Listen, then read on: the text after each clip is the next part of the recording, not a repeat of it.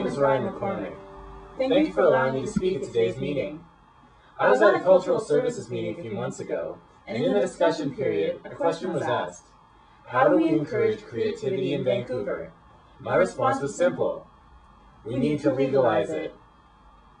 Vancouver is one of the most creative cities I've ever seen, but over the past few years this creativity has been strangled nearly to death by archaic and mysterious laws and regulations. Over the past couple of years, Vancouver has seen at least 4 of its most affordable and accessible music and arts venues closed down due to legal and regulatory issues, including Hoko's, the Emergency Room, the Peanut Gallery, and the Sweatshop. Combine this with the fact that 4 other venues, the Cobalt, the Helen Pitt Gallery, Goonies, and Lugs, closed down for other reasons, and the result is a city without any legal, affordable, or accessible venues. It's sad but true. It's sad but true. The only legal music venues that currently exist in Vancouver either restrict the genres that can be played, exclude people under the age of 19, or cost a fortune to rent for one night. The only existing music venues that are affordable and accessible are also illegal, and appear to be at risk of being shut down at any given moment, like the 4 that I just mentioned. I think many of us would agree that there should be no such thing as an illegal venue. Music is not a crime! The archaic laws need to be changed to allow arts, culture, and music to legally exist in Vancouver. While it may be true that the people who started these venues should have made more of an effort to understand and obey the laws and regulations, my own personal experience has taught me how difficult that process is. I am one of the directors of a non-profit society called the Safe Amplification Site Society, a group that is trying to create a legal, affordable, accessible, all-ages venue in Vancouver. At the same time as we are fundraising to pay for startup costs of this venue, we're also doing a significant amount of work towards learning about all the various laws and regulations so that we don't end up accidentally becoming another illegal venue. It's been extraordinarily difficult. City staffers don't know the rules.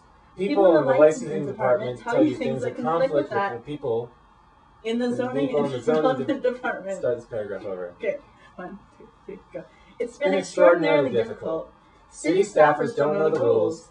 People in the licensing department tell you things that conflict with what the people in the zoning and development department tell you. And then if you search the city website, you find information that contradicts what both of those departments told you. Case in point, after one employee in the zoning and development department told us he thought our all-ages project would be considered as a cabaret, we pointed out a document we had found on the city website that says a cabaret cannot allow minors. He printed this out and took it to his supervisors, who didn't have a clue what it is. They told us we shouldn't worry about it, but with the recent history of venues being closed down in Vancouver, any law in the books that makes a venue appear illegal should be a major worry. The clerk mentioned that if we don't want it to be a cabaret, another good option would be a hall. But when we searched the city website to find Vancouver's legal definition of a hall, the space where the definition should be is blank. Look it up. You'll be shocked. It's a document that is essentially a glossary of different types of businesses, with names and definitions. Hall is listed, but the space where the definition should be is totally blank. I understand that accidents happen, but these are not one-time incidents. The history of closed-down venues certainly demonstrates the pattern. After attempting to learn about how to start a legal venue, I have a new appreciation for the legal venues in Vancouver. These people are not being lazy.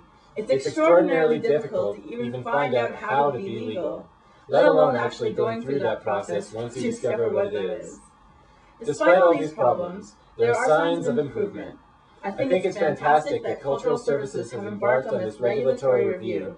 It may be about a decade too late, but at least it is happening. I did not take part in their roundtable discussions, but I've been following their minutes closely. I've read their framework for live performance venues, and I think it's amazing. They've identified the 9 key issues facing live performance venues and have made 30 recommendations to make improvements. Clarify interpretations and objectives of relevant regulations.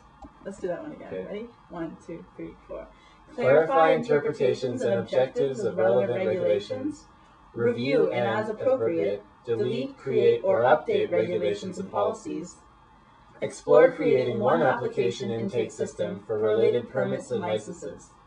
Explore creation of a learner's license for new live performance cultural groups with additional assistance, clear expectations for learning and performance. These are fantastic ideas, and if we are going to shake the image of a no-fun city, these are fantastic ideas, and if we are ever going to shake the image of no-fun city that has been haunting Vancouver for years, they need to be acted on as soon as possible. I worry that Cultural Services is a small player within City Hall, and that other more powerful departments, such as licensing, zoning, and development, will not take them seriously. As elected councillors, you have the ultimate say on what happens with this. Please do whatever it takes to force these other departments to make the changes outlined in this document. Remember that venues are continuing to close down, and there are several more that currently seem to be at risk. If it takes 2 more years of discussion before these changes are made, more venues will be closed just as they have in recent history. Once again, please, don't only accept these recommendations, but act on them as soon as possible.